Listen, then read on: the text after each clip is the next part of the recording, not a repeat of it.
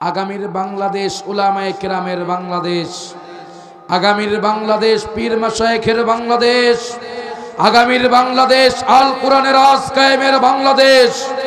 ৫৬,০০০ বর্গ মাইলের ১ ইঞ্চি মাটিতেও নতুন করে যদি কেউ কোরআনে বাধা দিতে আসে, পিঠে চামড়া নিয়ে ঘরে ঘুরতে পারবে না। কারণ দীর্ঘ ৩৬ দিন বিপ্লব সংগঠিত করবার পরে আমার রংপুরের আবু সাইদ নিজের জীবনকে উৎসর্গ করে দিয়ে এদেশের জালিমদের মসনদে আগুন ধরিয়েছে। বীর মুগ্ধ পানি পানি বলে চিৎকার করে এদেশের জালিমদের মসনদে আগুন ধরেছে। নতুন করে যদি কেউ জালিম হয়ে আল্লাহর কোরআন আলেম উলামা বিদ্বেষী হয়ে নতুন করে যদি রূপরেখা তৈরি করতে চায়, শুনে রাখতে হবে, তারা তো পালানোর জন্য হেলিকপ্টারে উঠেছে। আপনাদের পালানোর জন্য হেলিকপ্টার তো দূরের কথা, ইন্দুরের গর্ত খুঁজে পাবেন না। এজন্য আল্লামা ইকবাল বলছেন, মসজিদ মে যাকে নামাজ পড়ো, হোটেল মে শরাব পিও, अल्लाह के खुश रखो, शैतान भी नाराज रहो। এদের চরিত্রগুলো এই প্রকৃতির মানুষ, তারা তোমরা কি তাদেরকে জানো নাকি? এরা হলো সেই প্রকৃতির, এরা হলো মাহফিলের সভাপতি, মদের বাদ যেখানে উদ্বোধন হয় সেখানকার প্রধান অতিথি।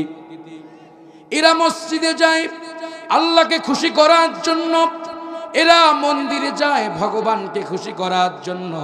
এমন মুসলমান নামধারী আছে না নাই?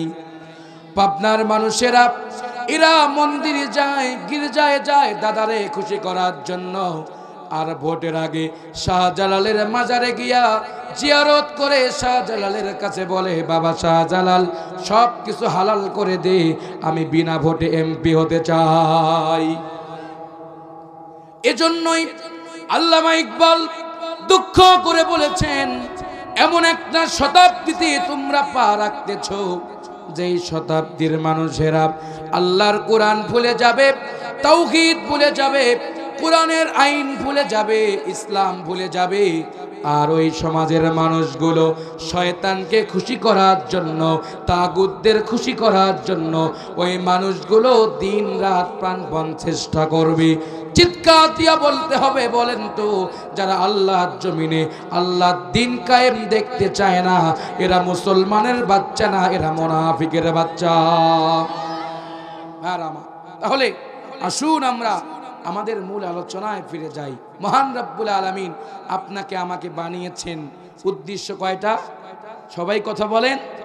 আপনারা কি কষ্ট পাচ্ছেন? উদ্দেশ্য কয়টা? একটা। কর্মসূচি কয়টা? মোট হলো কয়টা? 5টা। এই 5টা বক্তব্য দিতে যদি কালকের দিন 2টা বাজে, তাও আছেন তো আপনারা ইনশাআল্লাহ। আল্লাহ রাব্বুল আলামিন বান্দাকে ডাক দিয়া বলছেন, ফেরেশতাদেরকে, সকল ফেরেশতাকে একত্রিত করে বলছেন, ফেরেশতা তোমরা কি জানো আমি এই জমিনে আমার লিডার বানাতে চাই, আমার প্রতিনিধি বানাতে চাই। আমি এই জমিনে নেতৃত্ব দিবার জন্য আমি কিছু আমার প্রতিনিধি জমিনে ছেড়ে দিতে চাই। আল্লাহু আকবার বলে। ফেরেশতারা বললেন, আর্গুমেন্ট পেশ করলেন, আল্লাহ আপনি যদি এই জমিনে প্রতিনিধি বানান মানুষকে, মানুষ কিন্তু আপনার নাফরমানি করবে। জিন যেমন নাফরমানি করছে, মানুষেরাও করবে, অতএব মানুষ বানার দরকার নাই। আল্লাহ বললেন, ইন্নী আ'লামু মা লা তা'লামুন, আমি যা জানি তোমরা তা কিন্তু জানো না। আল্লাহ রাব্বুল আলামিন ফেরেশতার টিমকে ডাকলেন। আল্লাহু আকবার বলেন, আল্লাহু আকবার। ফেরেশতার টিমকে ডাকার পরে আল্লাহ রাব্বুল আলামিন ফেরেশতার মিকাইলকে বলেন, মিকাইল শোনো, তোমাকে আমি একটা দায়িত্ব দিতে চাই। দায়িত্বটা কি? তুমি খানায় কাবায় গিয়ে মাছি নিয়ে আসবা, যদি আনতে পারো তোমাকে পুরস্কৃত করবো। জোরে কোন আল্লাহু আকবার। সম্মানিত ভাইয়েরা আমার, আল্লাহ রাব্বুল আলামিন এই পৃথিবীতে আপনাকে আমাকে সৃষ্টির পিছনে অন্য কোনো কারণ নাই, অন্য কোনো উদ্দেশ্য নাই, শুধুমাত্র কেবলমাত্র মহান রব্বুল আলামিন একটা উদ্দেশ্য নিয়ে আপনাকে আমাকে জমিনে প্রেরণ করলেন, সেই কথাটা মহান রব্বুল আলামিন সূরা জারিয়াতের মধ্যে সুন্দর করে জানাই দিলেন, বান্দারে শোনো, ওয়ামা খালাকুতুল জিন্না ওয়াল ইনসা ইল্লা লিয়াবুদুন। জোরে কোন আল্লাহু আকবার।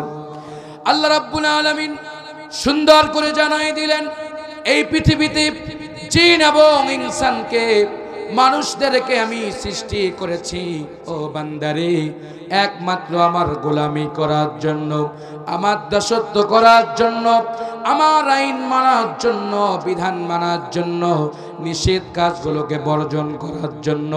ও বান্দারে, আমি আল্লাহর গোলামি যদি করতে পারো, আমি আল্লাহর দাসত্ব যদি করতে পারো বান্দারে, আমি আল্লাহ রাব্বুল আলামিন ওয়াদা দিয়ে দিলাম, কিয়ামতের দিন তোমাদেরকে জান্নাত দিয়া দিব। সুবহানাল্লাহ পড়ে। ভাইরা আমার, দিলের কান লাগাতে হবে। এইবার মহান রব্বুল আলামিন কি জন্য আপনাকে আমাকে এই জমিনে প্রেরণ করলেন শোনার দরকার আছে না নাই? আল্লাহ রব্বুল আলামিন বললেন, তোমাকে বানালাম পৌষ মাস খাওয়ার জন্য না, তোমাকে প্রেরণ করলাম গান বাজনা ফুর্তি করার জন্য না। ও বান্দারে, তোমাকে বানানোর পিছনেই একটি মাত্র কারণ, ও বান্দা তুমি আমার গোলামি করবা, আমার দাসত্ব করবা, আমার কর্তৃত্ব করবা, আমি আল্লাহ রাজ কায়েমের জন্য তুমি তোমার জীবনকে উৎসর্গ করবা। কিন্তু মহান রব্বুল আলামিন যেই দিন ফেরেশতার সঙ্গে বৈঠক করলেন, আলোচনা করলেন, মিকাইলকে ডাক দিলেন, মিকাইলকে বললেন, ও মিকাইল, চলে যাও তুমি খানায়ে কাবা থেকে এক মুষ্টি মাটি নিয়ে আসো, আমি সেই মাটি দিয়া এই জমিনে আমার প্রতিনিধি বানাতে চাই। আল্লাহু আকবার। মিকাইল চলে গেলেন, পাখা মেরে মিকাইল যখন চলে গেলেন, খানায়ে কাবার সামনে যখন পৌঁছে গেলেন, মিকাইল মাটিকে বলছেন, ও মাটি রে, তোমার বুক থেকে এক মুষ্টি মাটি মহান রব নিতে বলেছেন, তুমি কি দিতে রাজি আছো নাকি? সঙ্গে সঙ্গে মাটি চিৎকার দিয়া বললেন, ও মিকাইল শোনো, আমার বুক থেকে মাটি নিও না রে, কারণ তোমার হাতের একটা থাবা যদি আমার বুকে পড়ে যায়, আমার বুক চিরে খান খান হয়ে যাবে। মিকাইল ফিরে আসলেন, জিবরিল চলে গেলেন, একই কায়দায় বললেন, আমার বুকে তুমি হাত দিও না রে, আমার বুকটা চিরে খান খান হবে। আল্লাহু আকবার। ইসরাফিল গেলেন, একই কায়দায় ঘুরে আসলেন, আমার বুকে হাত দিও না রে, আমার বুকটা ছিঁড়ে যাবে। একই কায়দায় ফিরে আসলেন। এইবার মহান রব্বুল আলামিন যখন আজরাইলকে বললেন, আজরাইল রে, দেরি করো না রে, যাও যাও, এক মুষ্টি মাটি নিয়ে যদি আসতে পারো, তোমারে পুরস্কৃত করানো হবে। আল্লাহু আকবার। আল্লাহর ফেরেশতা আজরাইল দৌড়ে চলে গেলেন, এক মুষ্টি মাটি নিবেন। এইবার খানায়ে কাবাকে বললেন, ও কাবারে শোনো, তোমার বুক থেকে এক মুষ্টি মাটি আমি নিতে চাই, অনুমতি দিবা কি দিবা না? মাটি বললেন, তিনজন ফিরে গেছে, কাউরে দেই নাই। ওরে আজরাইল রে, তোমার হাত দিয়া যদি একটা বার সবল মারো, আমি মাটি খান খান হয়ে যাব রে। শুনে রাখো, আমার বুকে তুমি আল্লাহর কসম ছুঁয়ো না রে। জিবরিল গেল, মিকাইল গেল, ইসরাফিল গেল, আজরাইল বলছেন মাটি শুনে রাখো, ওরা তিনজন ফিরে গেছে, কিন্তু আমি আমার আল্লাহর গোলামি করার জন্য তোমার বুক থেকে মাটি নেব। একটা বারের জন্য মাটিবিহীন মাটি ফিরে মাটি না নিয়ে আমি আল্লাহর কাছে হাজির হতে চাই না। জোরে কোন আল্লাহু আকবার। এইবার বললেন, ও মাটি, তুমি যত আর্গুমেন্ট পেশ করো না কেন, মাটি শুনে রাখো, আমি তোমার বুক থেকে মাটি নিয়েই চলে যাব। এইবার হাত দিয়া এমন জোরে থাবা মারলেন, এক থাবা দিয়া মাটি নিয়ে আল্লাহর কাছে হাজির হলেন। আল্লাহ রাব্বুল আলামিন সেই মাটি দিয়া আপনার আমার সকলেরই পিতা, বলেন তো জাতির পিতার নামটা কি? জাতির পিতার নামটা কি? আর সকলেরই পিতার নাম হলো হযরতে আদম, ঠিক কিনা? বাপের বাপ, সকলেরই বড় বাপ যিনি আদম, আদম আলাইহিস সালাতু ওয়াস সালামকে আল্লাহ রাব্বুল আলামিন ওই মাটি দিয়া, আজরাইলের থাবানো মাটি দিয়া হযরত আদমকে আল্লাহ বানালেন। আল্লাহু আকবার। আদমকে বানানোর পরে আদমের চেহারাটা সুন্দর করে, তার বডি স্ট্রাকচারটা খানায় কাবায় রাখলেন শুকানোর জন্য। সুন্দর করে খানায় কাবায় যখন রেখেছেন, শয়তান দেখে শয়তানের মনের মধ্যে হিংসা শুরু হয়েছে। কারণ শয়তান চায় না যাতে বনি আদমেরা আল্লাহর জান্নাতে চলে যাক। কথা বলেন ঠিক কিনা? আপনাদের কষ্ট হচ্ছে? কিছুক্ষণ চালাবো।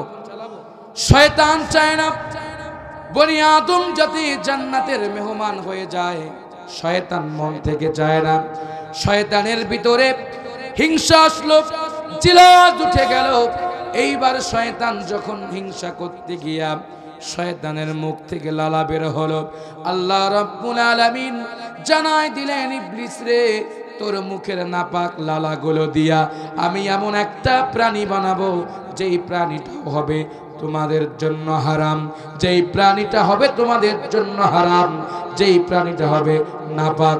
নাম হলো কুকুর। ঠিক কিনা ভাইরা আমার? ও পাবনার মানুষেরা, দিলটা নরম করেন, একটু মনোযোগ দিতে হবে। কেন আল্লাহ বানালেন শুরু থেকে না বললে আপনারা বুঝবেন না।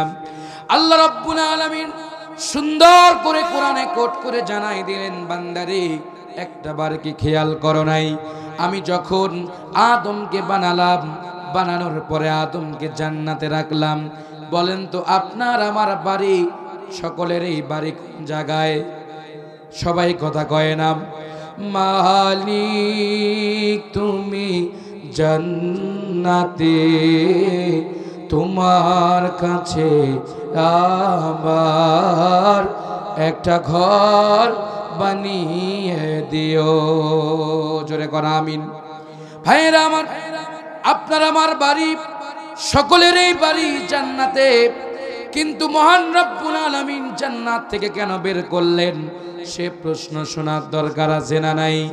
আদমকে যখন বানালেন, বানানোর পরে আদম যখন খানায় কাবার মেহমান হয়ে শুয়ে আছেন, আল্লাহ রাব্বুল আলামিন আদমের ওই বডির ভিতরে রূহ প্রবেশ করালেন। প্রবেশ করার পরে আদমকে জানাই দিলেন, আদম রে, এদিক সেদিক তাকানো যাবে না, জান্নাতেই খাবে, জান্নাতেই ঘুমাবে, জান্নাতেই থাকবে, জান্নাত তোমার বাড়ি, জান্নাতেই যা করার ইচ্ছা করো। জোরে কোন আল্লাহু আকবার। এইবার জান্নাতে আদম থাকতে গিয়া আল্লাহ রাব্বুল আলামিন জানাই দিলেন, আদম রে, তোমার জন্য রেড সিগন্যাল হলো, ওয়ালা তাকরাবা হাযিহিস শাজারাতা ফাতাকুনা মিনাজ জালিমিন। আদম, ওই গাছের নিকট তোমারে যাওয়া যাবে না। আল্লাহু আকবার। ওই গাছের নিকট তোমারে যাওয়া যাবে না, কিন্তু আদম কখনো ভুল করে যেও না রে। আদম আলাইহিস সালাম আল্লাহর কাছে আর্গুমেন্ট পেশ করলেন, রাব্বুল আলামিন আমাকে জান্নাতে রাখলেন ভালো কথা, কিন্তু জান্নাতের ভিতরে আমি একটা জিনিস মনে হয় কমতি দেখতে পাচ্ছি। রাব্বুল আলামিন আমার চেহারায় যদি সুন্দর কোসা কোসা দাড়ি হয়ে যেত। আল্লাহু আকবার। কষ্ট হইতেছে? আল্লাহ রাব্বুল আলামিন আদমকে সান্ত্বনা দিলেন, আদম রে, তোমার যা সুরতের মধ্যে যেখানে যা লাগবে আদম, কোনো টেনশন নাই, আমি আল্লাহ রাব্বুল আলামিন সবগুলো আমি কুদরতি নিজামে পরিপূর্ণ করব। আল্লাহ রাব্বুল আলামিন সেই কথায় কোরআনে তুলে ধরলেন, লাকাদ খালাকনাল ইনসানা ফি আহসানি তাকওয়িম। আল্লাহ রাব্বুল আলামিন সুন্দর করে জানাই দিলেন, আদম, আদমের সন্তানেরা শোনো, তোমাদের সুন্দর আকৃতি দিয়া, সুন্দর চেহারা দিয়া, সুন্দর মুখ দিয়া, সুন্দর খোসা খোসা দাড়ি দিয়া, চুল দিয়া, নখ দিয়া, বডি স্ট্রাকচার সাজাই দিয়েছে আদমের সন্তানেরা। তোমরা আল্লাহর গোলামি ছাড়া আর কোন রবের গোলামি করবে? চিৎকার দিয়া বলেন তো, গোলামি হবে কার? আমার কথা বুঝতেছেন? আমি শুরু থেকে আলোচনা করে আসতেছি। এইবার আদম, সকলের আদি পিতা হযরত আদম বললেন, রব্বুল আলামিন জান্নাতেই থাকবো, জান্নাতেই খাবো, কিন্তু যদি খেদমতের জন্য একটা আমার খাদেমা থাকতো। আল্লাহ রাব্বুল আলামিন বললেন, আদম রে, এই জান্নাতের খাবার খেলে শরীরটা হিট হয়ে যাবে, একজন খাদেমার প্রয়োজন হবে। আমি তোমার খাদেমা হিসাবে হাওয়াকে নিযুক্ত করলাম। জোরে কোন আল্লাহু আকবার।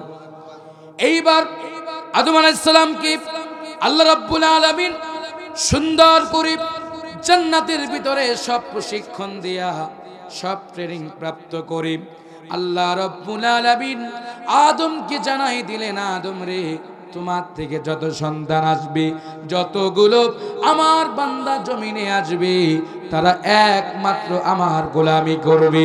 আমি আল্লাহর গোলামি ছাড়া আর কারো গোলামি করবে না। চিৎকার দিয়ে কোন আল্লাহু আকবার। ভাইরা আমার, ও যুবকেরা, বৃদ্ধা বাবারা, মায়েরা, দিলটা নরম করেন, কানটা খরগোশের মতো খাড়া করে শুনতে হবে। আল্লাহ রাব্বুল আলামিন এই আদমকে বানাতে গিয়া, বনি আদমের সন্তানদেরকে বানাতে গিয়া মহান রাব্বুল আলামিন 3 জায়গায় কসম দিলেন। জোরে বলেন, কয় জায়গায়? আল্লাহ রাব্বুল আলামিন সুন্দর করে জানাই দিলেন, ওয়াত্তিনি ওয়াস-সাইতুনি ওয়া তুরি সিনিনা ওয়া হাযাল বালাদিল আমিন। আল্লাহু আকবার। কথা কি বোঝা যায়? বুঝতেছেন?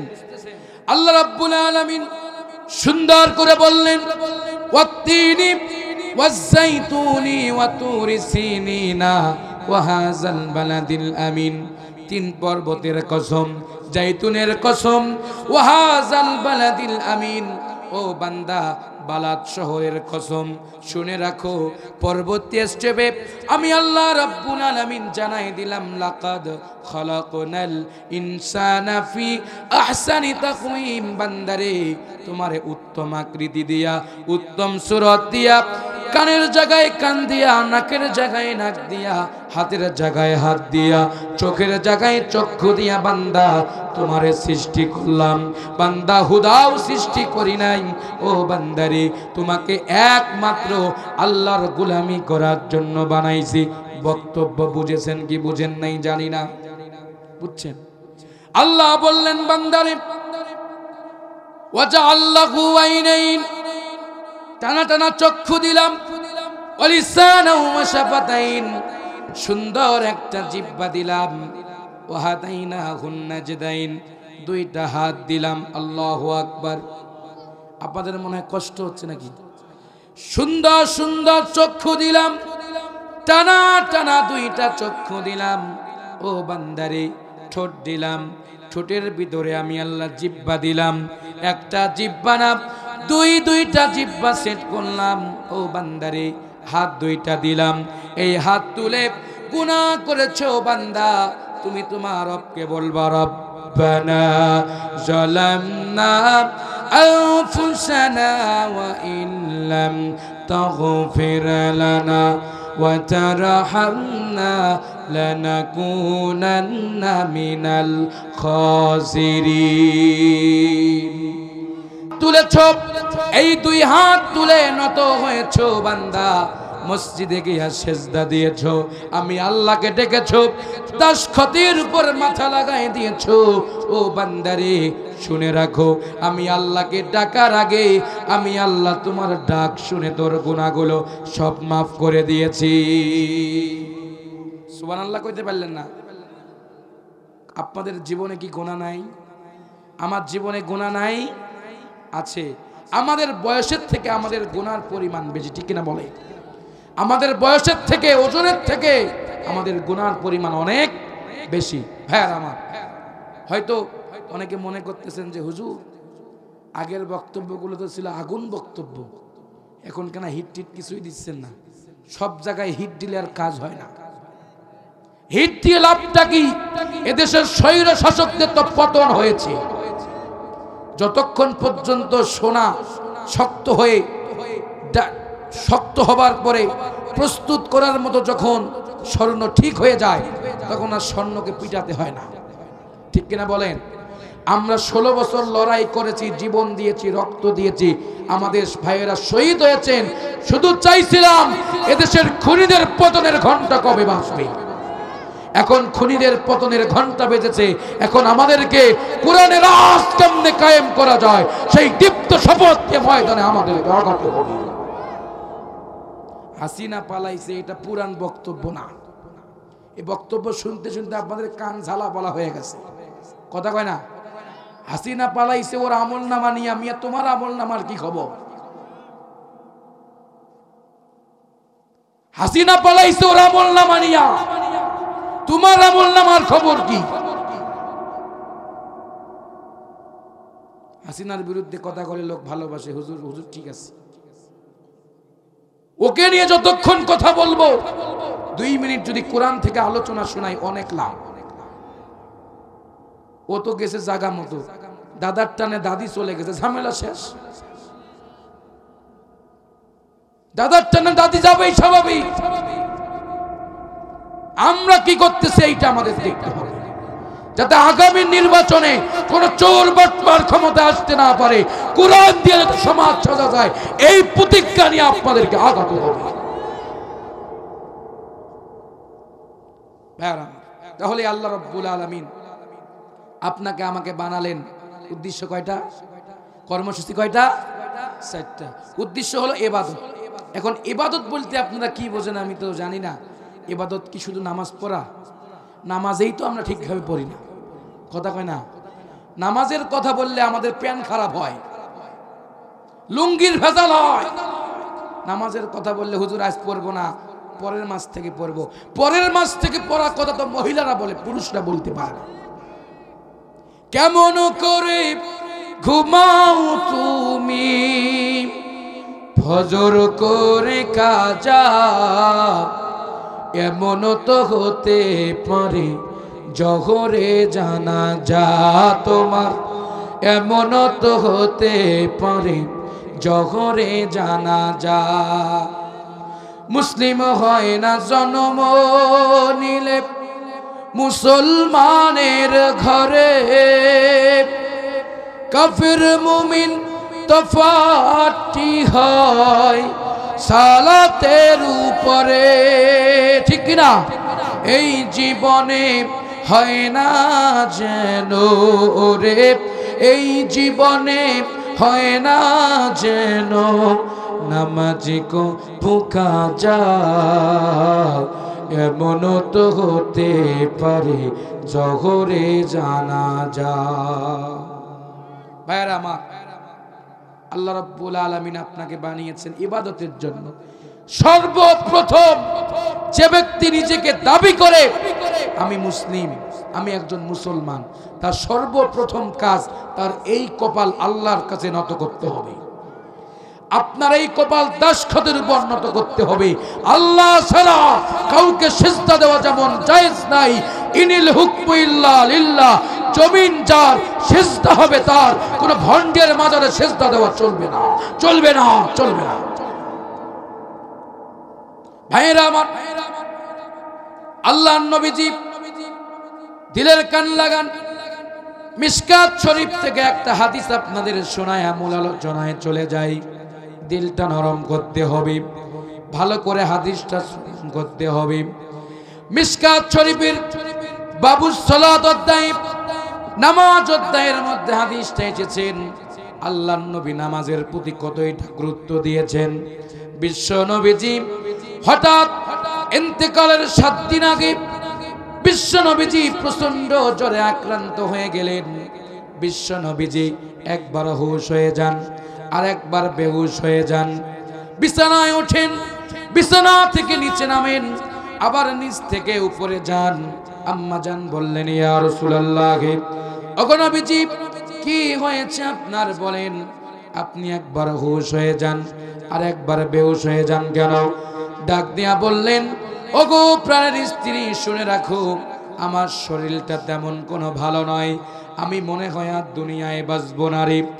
আম্মা জান চিৎকার দিয়া বললেন, ইয়া রাসূলুল্লাহ, ওগো নবীজি এই কথা আপনি আর মুখে নেবেন না। আপনি যদি চলে যান আপনি যদি চলে যান নবী গো, আমাদের দায়িত্বগুলো কে নিবে? সাহাবীদের দায়িত্ব কে নিবে? আল্লাহ নবীজি সঙ্গে সঙ্গে উত্তর দিয়া জানাই দিলেন, ও আমার প্রাণের স্ত্রী শুনে রাখো, আমি যদি চলে যাই এই জমিনে, আমার আল্লাহ তোমাদের দায়িত্বগুলো নিজ হাতে নিয়ে নেবে। জোরে কোন সুবহানাল্লাহ। প্রিয় পাবনাবাসী, এই কথাটা আমার বলা উদ্দেশ্য নয়, শুধু আপনাদের দিলে একটু টাচ দিয়া মূল আলোচনায় ফিরে যাব। একটু মনোযোগী হতে হবে। আল্লাহ নবীজি প্রচন্ড অসুস্থতায় ভুগতেছেন। আম্মা জানকে ডাক দিলেন, আম্মা জান, ও আমার প্রাণের স্ত্রী শোনো, এদিকে কাছে এসো, আমাকে তুমি সুস্থ করার জন্য একটা মিসওয়াক দিয়ে দাও, আর কিছু গরম পানি লবণ দিয়ে দাও, যাতে করে এই গরম পানি আর মিসওয়াক দিয়ে যদি আমি মিসওয়াক করতে থাকি একটু হলেও সুস্থ হয়ে যাব। জোরে কোন আল্লাহু আকবার। ভাইয়েরা আমার, আম্মা জান তাই করলেন। জাইতুনের মিসওয়াকটা নিয়ে আসলেন, মুখে দিলেন, মুখের মধ্যে চিবানোর পরে এইবার গরম পানি আর লবণ দিলেন। বিশ্ব নবীজি দাঁতুন মিসওয়াক করলেন, সুস্থ হন না। পানি গড়গড়া করলেন, সুস্থ না। আল্লাহ নবীজি পরক্ষণে বলে দিলেন, শুনে রাখো রে, এই জ্বর আমার দুনিয়ায় থাকার জ্বর না। শুনে রাখো, আমি আর দুনিয়ায় বাঁচব না রে, কিছুক্ষণের মধ্যে আমার ঘরে নতুন মেহমান চলে আসবে। জোরে কোন আল্লাহু আকবার। আম্মা জান বললেন, কোন মেহমান আসবে? আপনি আমাকে খুলে বলুন, আপনি অসুস্থ, ডিস্টার্ব করা যাবে না। ডাক দিয়া বললেন, শোনো রে, এই মেহমান বারবার আসে না, এই মেহমান একবার আসে আর আসে না। নাম কি? নাম কি? বাড়ি কই? পাবনায়। রাষ্ট্রপতির বাড়ি কই? আজরাইল থাকে কই? সংসদ ভবনে। সেক্রেটারিয়েট কোথায়? আসমানে। হুকুম মানে কার? আল্লাহ নবী বললেন, এই মেহমান একবার আসে আর আসে না, একবার দেখা করলে আর দেখা করে না। জোরে বলেন ঠিক কিনা? এইবার সেই মেহমানকে আমার ঘরে আসতে দাও। মেহমান আসলেন, দরজায় কোরআন করলেন, ঠক ঠক করে আওয়াজ দিলেন। ভাইয়ারা, আওয়াজ দিবার সাথে আম্মা জান দরজা খুলে দিলেন। দেখতে পারলেন আসমান জমিন বরাবর একজন মানুষ কে যেন এসেছে। দরজাটা হুট করে বন্ধ করে দিলেন। দরজা বন্ধ করার সাথে বিশ্ব নবী বললেন, দরজা বন্ধ করো না রে, এই মেহমানকে কষ্ট দিও না, দরজা বন্ধ করো, জানালা বন্ধ করো, যাই কিছু করো না কেন, এই মেহমান প্রবেশের জন্য দরজা লাগে না, ঠিক কিনা? এমন এক মেহমান যার দরজা লাগবে না, ছিদ্র লাগবে না, জানালা লাগবে না, অনুমতি নেওয়া লাগবে না, বিনা অনুমতিতেই প্রবেশ করেন। দরজাটা খুলে দাও। দরজা খুলে দিলেন। আল্লাহ নবীর স্ত্রী আম্মা জান বসে আছেন। সেখানে বিশ্বনবী আম্মা জানের উরুতে হাঁটুতে মাথা দিয়া বিশ্বনবী আরাম ফরমাচ্ছেন। আল্লাহ রসুলকে আম্মা জান তেল দিয়া, মাথায় তেল দিয়া মাথাটা মেসেজ করতেছেন। আল্লাহ নবীর কাছ থেকে অনুমতি চাইলেন। মালাকাল মউত বললেন, ইয়া রাসূলুল্লাহ, হে ওগো নবীজি, যদি অনুমতি দেন তাহলে আপনার সঙ্গে কথা বলতে পারি। চিৎকার দিয়ে কোন আল্লাহু আকবার। একজনের কাছে জীবনে আজরাইল একজনের কাছে অনুমতি নিয়েছেন, তিনি হচ্ছেন বিশ্বনবী রাহমাতুল লিল আলামিন, সবার জন্য রহমত।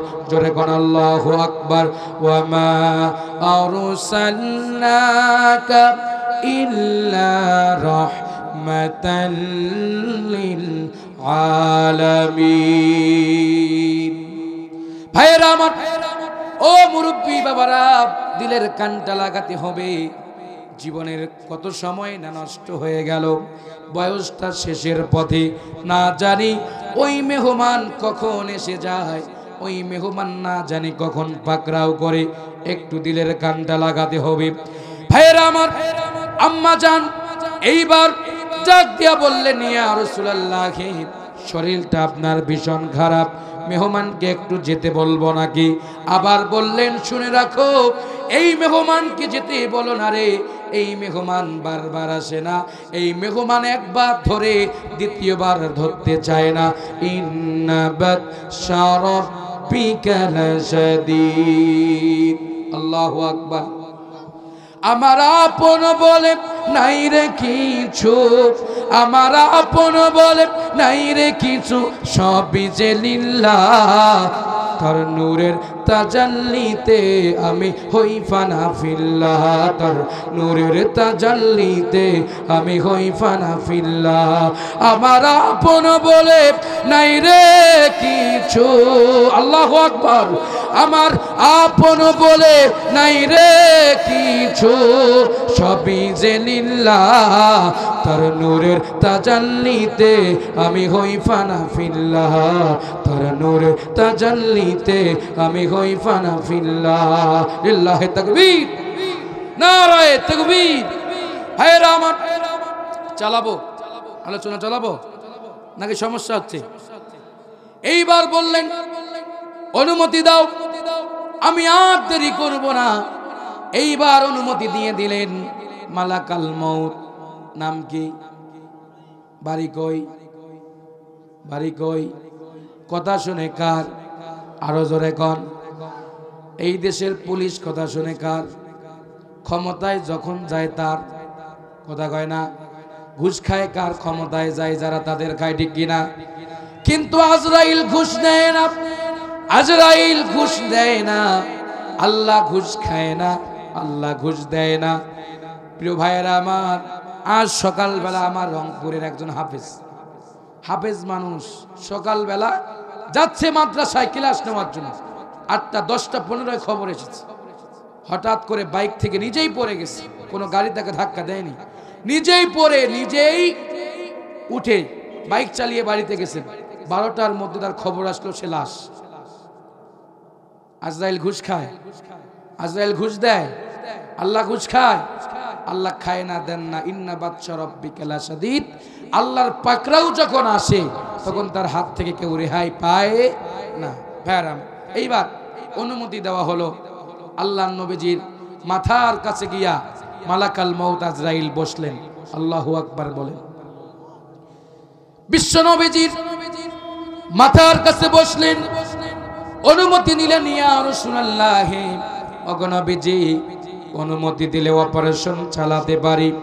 আল্লাহর নবীজি একটু সময় চুপ করে আছেন। মালাকাল মউত যখন তার সিনা মুবারকে হাত দিয়েছেন, সঙ্গে সঙ্গে বলছেন, ওরে আজরাইল, শুনে রাখো রে, যখন আমার সিনার উপরে তোমার কুদরতি হাতটা রেখেছো, আমার মনে হয়েছে রে আজরাইল, তোমার সমস্ত ডানায় যদি উহুদ পাহাড়ের মাটিগুলো এনে আমার বুকে চাপা দিতা, এত পরিমাণ কষ্ট হতো না। কিন্তু শুনে রাখো রে আজরাইল, যখন তোমার হাতটা তুলে দিয়েছো, আমার মনে হয়েছে উহুদ পাহাড়ের মাটির থেকেও আমি কষ্ট পাচ্ছি। আজরাইল শোনো, ও আজরাইল শোনো, আর যদি কোনো কষ্ট থাকে দিতে পারো, একটা বারের জন্য না করব না। খুব মনোযোগ দেন। যে ব্যক্তি নিজেকে মুসলমান দাবি করে, এই হাদিসটা তার জীবনে মানা শুধু জরুরি নয়, ফরজ। কানটা লাগাতে হবে। হাতটা নামালেন, আবার সিনায় যখন হাতটা তুলে দিলেন, হাত তুলে দেবার সাথে বললেন, আজরাইল রে, বাবলা গাছের কাঁটাগুলো খাওয়ার পরে যদি নাভির নিচ থেকে টান দেওয়া হতো, নারী ভুঁড়িগুলো যেমন সবগুলো একসঙ্গে ছিঁড়ে যেত, তার থেকে দ্বিগুণ কষ্ট হচ্ছে। ওরে আজরাইল, শুনে রাখো, একটা বারের জন্য কথা বলার সুযোগ দাও, আমি একটা বার ওসিয়ত করে যেতে চাই। বিশ্ব নবীজি ডাক দিয়া বললেন, জানালা দরজা খুলে দাও, আমার সাহাবীদের থাকলে সামনে ডাকো। আল্লাহর নবী বললেন, একটা কথা বলে আমি দুনিয়া থেকে চলে যাব, আসসালাত আসসালাত আসসালাত ওয়া মা মালাকাত আইমানুকুম, নামাজ নামাজ নামাজ তোমরা ছেড়ে দিও না।